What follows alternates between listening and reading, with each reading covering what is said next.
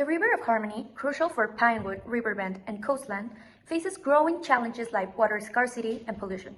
To address this, we propose the Cooperative Management Treaty, rooted in international law, under the Pacta Sunt Servanda principle and the Articles 26 and 27 of the Vienna Convention.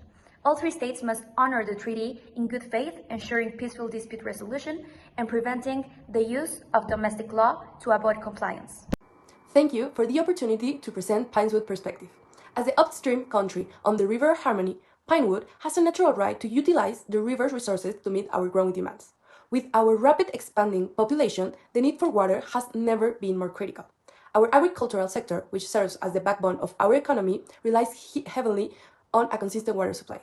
Without this, our food production capabilities would be severely compromised. We understand the concern of downstream countries like Riverbend and coastline. However, Pinewood economic development, particularly in agriculture, depends on securing a substantial share on the river's water. And also, with climate change worsening water availability globally, upstream nations like ours must prioritize resource management to ensure food security and rural livelihoods. At the same time, we are aware of the environmental degradation that unchecked resource usage could cause. Pinewood faces the dual challenge of addressing potential resource shortage as population continues to grow, while also preventing environmental harm. We fear that downstream demands for increased water allocation may significantly reduce our access to the river, which will in turn threaten our development. We are committed to working together through a joint water management authority to ensure equitable use, while also committing to reducing population and improving our land use practice. Not only that, we also believe that Pinewood's role as the upstream nation must be given due consideration, and finally, together we can find a solution that benefits everyone. Thank you. Good day, I speak for Riverbend, a nation highly dependent on the River of Harmony. The river is essential for both domestic water use and our growing industrial sector. As our economy expands, a fair and reliable water supply is crucial for our continued progress. Being downstream, we often receive less water after it has been used by Pinewood. While we recognize the needs of our upstream neighbors, Riverbend must receive an equitable share of the water to support our population and industries. Additionally, pollution from upstream, such as untreated agricultural and industrial waste, is degrading the water quality we depend on. This threatens both public health and our ability to use the river sustainably. Moreover, the pollution flowing from upstream, including untreated agricultural runoff and industrial waste, is seriously impacting the quality of the water we receive. This is not only a public health concern, but also hinders our ability to use the river for sustainable industrial purposes. Therefore, we are seeking a joint solution where upstream countries take action to control pollution. We seek collaboration, not conflict. A fair water sharing agreement, stronger pollution controls, and joint river management are key to ensuring a sustainable future for all of us. Greetings, everybody. Coastland faces the harshest consequences of both water scarcity and pollution, as it is located downstream. Water quality is already deteriorating in our villages, many of which depend on tourism and fishing as a result of upstream agricultural runoff and industrial discharges. In addition to endangering our ecosystem, this puts our population's health at grave risk. Additionally, upstream usage has hampered our ability to obtain sufficient water.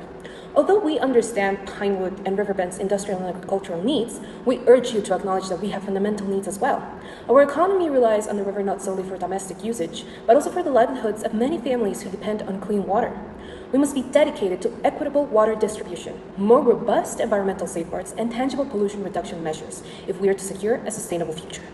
To ensure that the River Harmony continues to be a shared resource for all of us without jeopardizing the welfare of any one state, we think that a cooperative water management authority and an equitable enforced framework are essential first steps. Together, let's find a solution that honors our individual needs and protects our future. The Cooperative Management Treaty for the River of Harmony invokes principles contained in the United Nations Watercourse Convention and recites in the next principles. The contracting parties shall use and develop the River of Harmony through integrated and conjunctive management, with the goal of maximizing their benefits while keeping in mind each other's interests.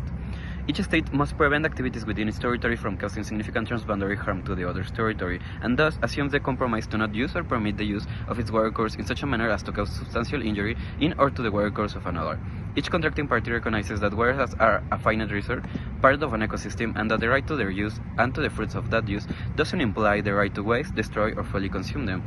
Once the principles have been outlined, we propose the creation of the Joint Commission for the River of Harmony, consisting of 3 representatives, one appointed by each state party, that shall oversee water allocations, monitor and safeguard water quality, ensure sustainability, and overall compliance with treaty provisions.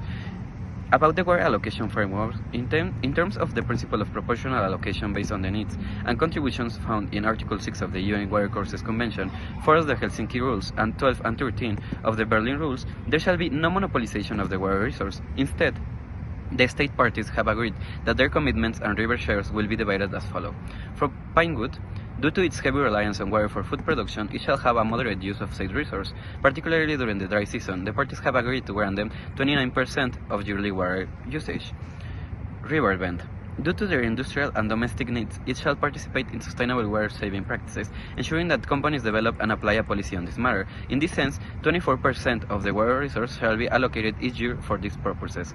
Coastland.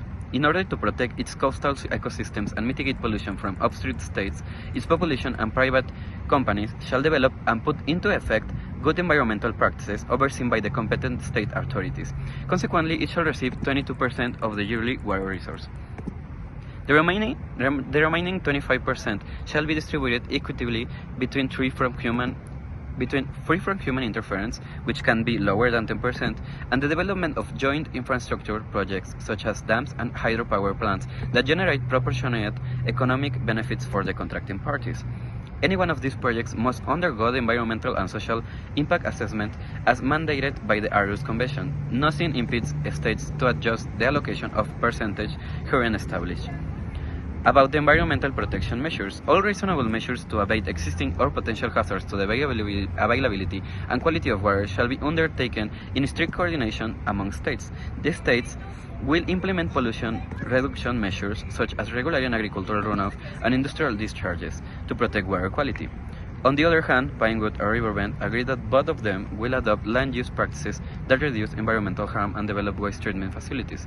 Also, the protection of the river ecosystem through reforestation, wetland preservation, and sustainable irrigation techniques will be a priority for these states, creating each an environmental institution, or if they already have one institution dedicated to the preservation of water, they will instruct them of the priority of preserving the river.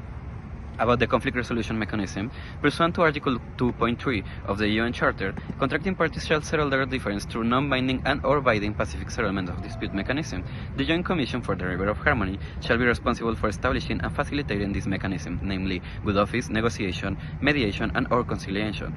The disputing parties shall consent to enter into this mechanism of their own will and in good faith. All process provided for in the UN Charter, the Hague Conventions of 1899 and 1907, the Manila Declaration, and the UN General Assembly Resolution. In the case of a dispute that arises, the Joint Commission will convene special sessions until the issue at hand is resolved, or when one of the disputing parties withdraws its claim. The rules of procedure and the composition of the third-party organ in charge of overseeing these sessions and/or drafting the resolution proposal shall be designed and appointed respectively by the Joint Commission and the state parties to the dispute. Consequently, it is forbidden for states to undertake unilateral action. About the international cooperation, the UN, through its United Nations Water Courses Convention, will guide the states Pinewood, Riverbend, and Coastland toward equitable and reasonable utilization of the river resources. This framework ensures that water is shared fairly while preventing transboundary harm, such as pollution, and the UN Environment Programme, the UNEP, will play a crucial role in promoting environmental protection measures, including pollution control from agricultural and industrial activities. At the same time, the World Bank will provide essential financial and technical support. This will include funding critical infrastructure projects like dams and wastewater treatment plants, ensuring sustainable water usage and protecting downstream water quality.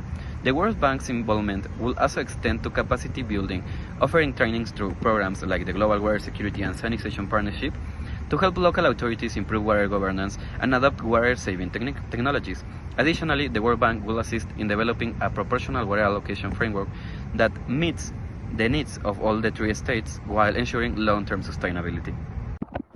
With all this, the Cooperative Management Treaty for the River of Harmony is more than a solution to current challenges, it is a commitment to a peaceful, sustainable future. By addressing water allocation, pollution, and environmental protection, it ensures the well-being of future generations, fosters economic growth, and protects ecosystem.